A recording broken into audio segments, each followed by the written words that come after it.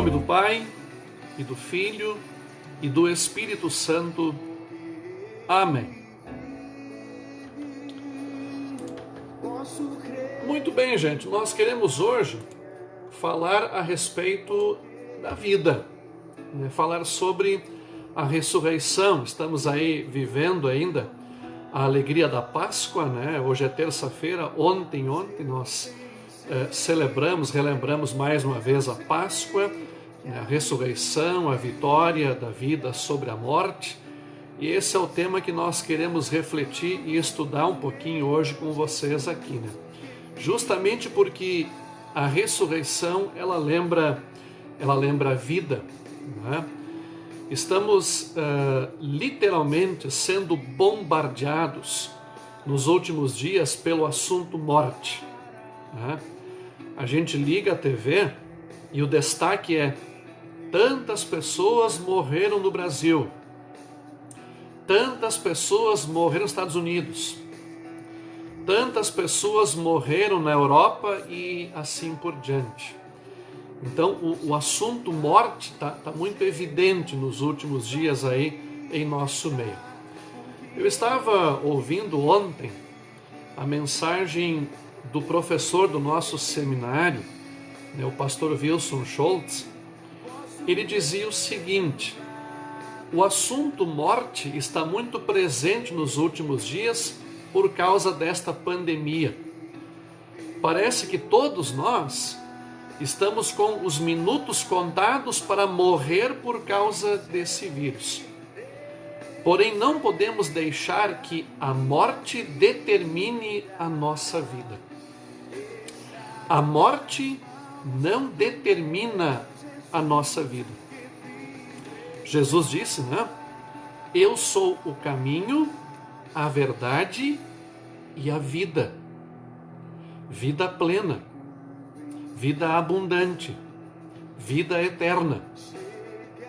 Quem crê em Jesus tem a vida.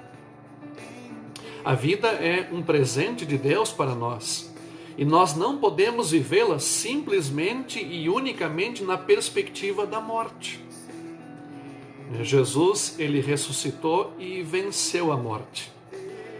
É claro que a morte assusta, mas nós não podemos esquecer que a morte, é um inimigo que foi vencido por Jesus, com a sua morte e com a sua ressurreição no domingo da Páscoa.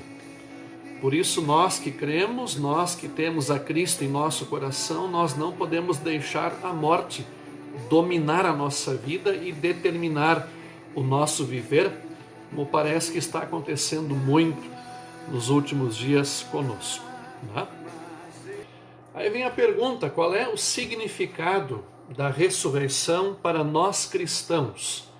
O que a ressurreição de Jesus significa? Primeiro, ela prova que Cristo é o Salvador das nossas vidas.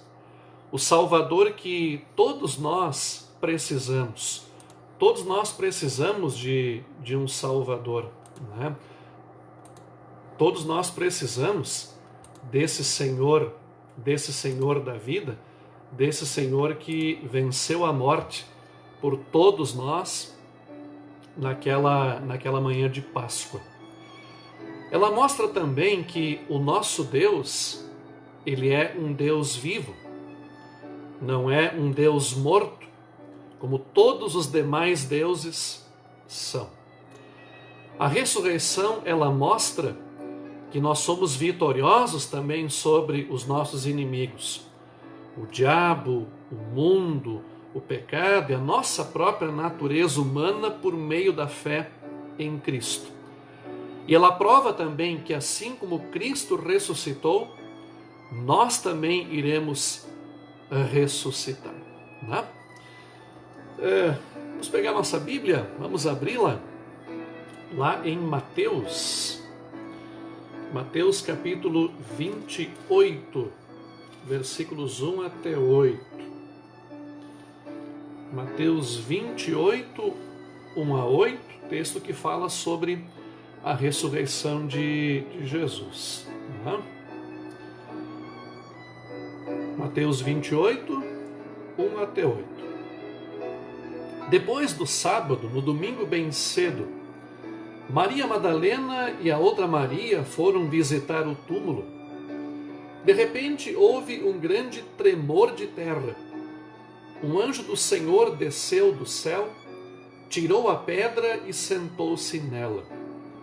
Ele era parecido com um relâmpago, e as suas roupas eram brancas como a neve. Os guardas tremeram de medo do anjo e ficaram como mortos. Então o anjo disse para as mulheres: não tenham medo. Sei que vocês estão procurando Jesus que foi crucificado, mas ele não está aqui. Já foi ressuscitado, como tinha dito.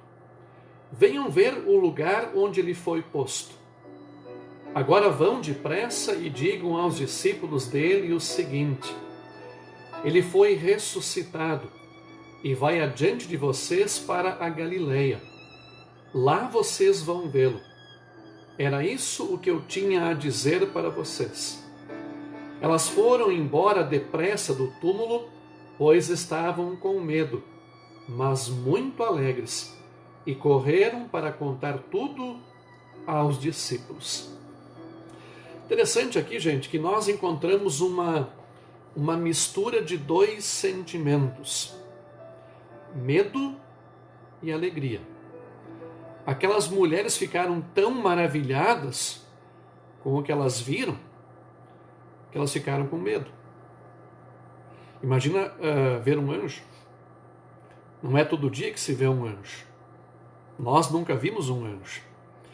Então imagina o temor que isso causou naquelas mulheres. Mas ao mesmo tempo isso se misturou com a alegria, com a felicidade de saber que, de fato, como Jesus havia dito, ele ressuscitou. Ele venceu a morte.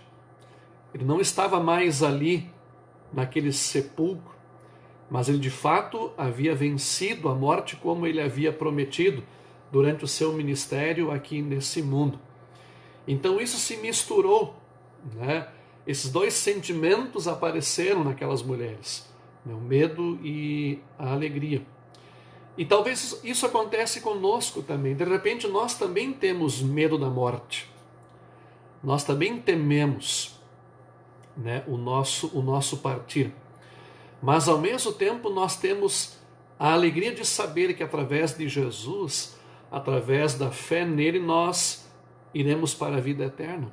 Iremos para o lar celestial, para o reino eterno, junto a Deus, viver então a vida perfeita e maravilhosa que está reservada para nós. Então conosco também acontece essa mistura de sentimentos, né, de medo e de alegria. Convido vocês agora para irmos até Marcos. Marcos capítulo 16, os versículos 1 até 8. Marcos 16, do 1 até o 8. Também fala sobre a ressurreição de Jesus. Marcos 16, 1 a 8. Depois que terminou o sábado, Maria Madalena, Salomé e Maria, a mãe de Tiago, compraram perfumes para perfumar o corpo de Jesus. No domingo bem cedo, ao nascer do sol, elas foram ao túmulo. No caminho perguntavam umas às outras: quem vai tirar para nós a pedra que fecha a entrada do túmulo? Elas diziam isso porque a pedra era muito grande. Mas quando olharam, viram que ela havia sido tirada. E então elas entraram no túmulo e viram um moço vestido de branco sentado no lado direito. Elas ficaram muito assustadas, mas ele disse: não se assustem. Sei que vocês estão procurando Jesus de Nazaré, que foi crucificado. Mas ele não está aqui, pois já foi ressuscitado. Vejam o lugar onde ele foi posto. Agora vão e deem esse recado a Pedro e aos outros discípulos. Ele vai adiante de vocês para a Galileia. Lá vocês vão vê-lo, como ele mesmo disse. Então elas saíram e fugiram do túmulo, apavoradas e tremendo. E não contaram nada a ninguém, porque estavam com muito medo.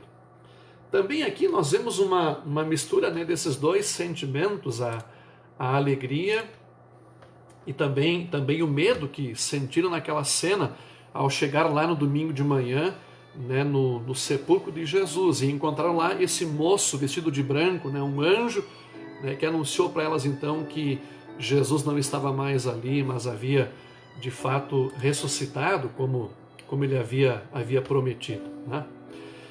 Interessante, gente, é que há também uma ligação muito íntima entre o batismo e a ressurreição. Né? Qual é a comparação, qual é a ligação que há entre o batismo e a ressurreição? Isso nós encontramos lá no nosso catecismo menor, né, do nosso reformador Martinho Lutero. Ele diz lá: significa que o velho homem em nós, por contrição, tristeza e arrependimento diários, deve ser afogado e morrer com todos os pecados e maus desejos. E por sua vez, sair e ressurgir diariamente novo homem, que viva em justiça e pureza diante de Deus eternamente.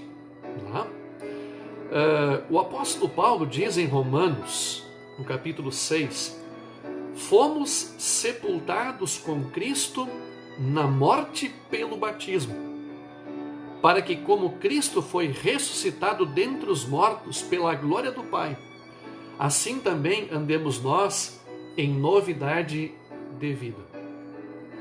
Ou seja, gente, no batismo nós morremos com Cristo para o pecado. E então ressuscitamos para a nova vida que Deus nos dá através da fé, criada em nós no nosso batismo. A gente relembra que o batismo ele cria fé.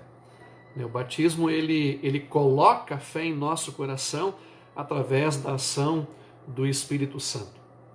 Por isso a ressurreição de Jesus, ela aponta para o fato de que depois de ter destruído a morte, que é a consequência do pecado e o próprio domínio do pecado, Deus então nos chama para a nova vida, para essa nova vida em Cristo Jesus, aqui nesse mundo e também na eternidade, né?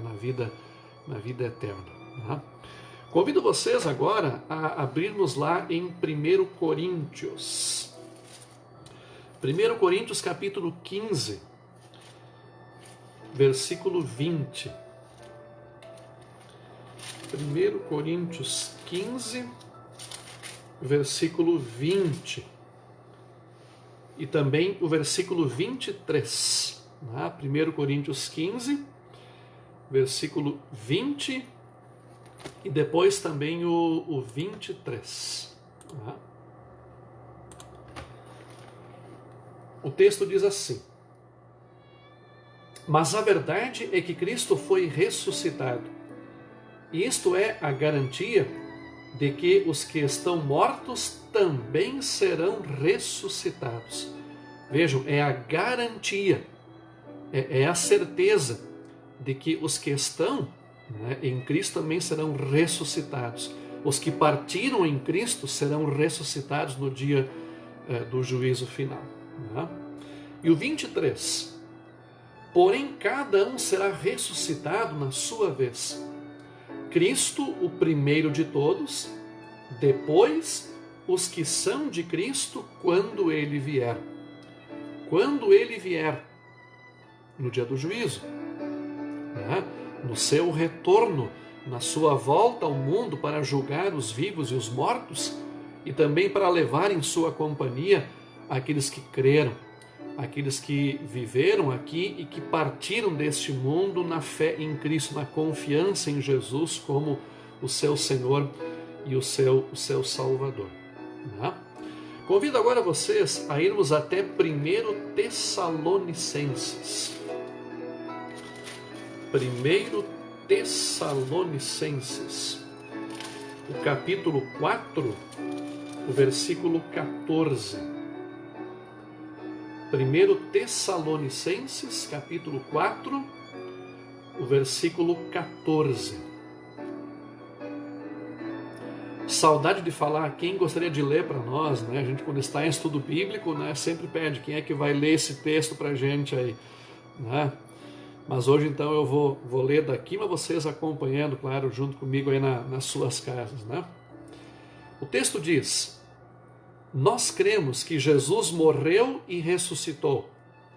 E assim cremos também que depois que Jesus vier, Deus o levará de volta e junto com ele levará os que morreram crendo nele. Né? Essa certeza, essa expectativa, essa confiança nós podemos ter, né, através da fé. Né, que no dia do juízo Cristo virá buscar cada um de nós que confiou, que creu nele, né, como seu Senhor e Salvador. Né? Então isso aqui mostra que a nossa ressurreição, ela está sem dúvida nenhuma ligada ao fato de Cristo ter ressuscitado, de Cristo ter vencido e derrotado a morte. Nós iremos ressuscitar porque Cristo ressuscitou e venceu a morte em nosso favor, em nosso lugar. Né? Então, gente, a nossa ressurreição, tal como a de Cristo, ela não será apenas espiritual. Né? Jesus, ele ressuscitou com o seu corpo. Né? O que estava ali após a ressurreição não era um fantasma, até como os discípulos acharam no primeiro momento, quando Jesus apareceu para eles, que era um fantasma. Mas não, né? Jesus estava ali de corpo, né? De corpo presente, de corpo e de alma. Né? Então nós também iremos ressuscitar com os nossos próprios corpos. Né? Esse corpo que Deus nos deu, que está aqui, né? Um dia ele vai também morrer, né? E vai ressuscitar, né? E estar assim na presença de Deus. E não importa o fim que tiveram, né? Se foram queimados, se foram sepultados, enterrados, cremados, se os nossos órgãos foram aproveitados, foram doados para alguém. É uma pergunta que as pessoas fazem às vezes, né? Podemos doar os órgãos, pastor? E eu digo assim, sem dúvida nenhuma. Né? É um grande ato de amor que podemos fazer ao nosso próximo. Né? Eu sou doador de órgãos. A minha família sabe, né? O que der para aproveitar desse corpo aqui, aproveite. Né? Imagine quantas pessoas, quem sabe, poderão ser beneficiadas, né? Através dos órgãos da gente. Né? Então não importa, né, essa questão da doação de órgãos, né? Porque igual quando o nosso corpo é enterrado, ele se decompõe, ele vira pó. Né? Então, é claro que não há problema nenhum em a gente doar nossos órgãos. Né? É um grande ato de amor que nós podemos oferecer e dar para o nosso próximo. Né? Então, não importa o que vai acontecer com o nosso corpo, né? Deus, pelo seu poder, ele vai ressuscitá-lo lá no dia do juízo final. Deus, ele já nos deu a vida e nos deu um corpo aqui no mundo. E nos dará, né, esse mesmo corpo. Porém, ele será um corpo glorioso, será um corpo perfeito. Né? E eu quero convidar vocês a novamente irmos lá para 1 Coríntios, o capítulo 15, versículos 42 até 44. 1 Coríntios 15, 42 até 44. Certo, gente? O texto diz assim: pois será assim quando os mortos ressuscitarem. Quando o corpo é sepultado, é um corpo mortal, mas quando for ressuscitado, será imortal. Quando ele é sepultado, é feio e fraco, mas quando for ressuscitado, será bonito e forte. Quando é sepultado, é um corpo material, mas quando for ressuscitado, será um corpo espiritual.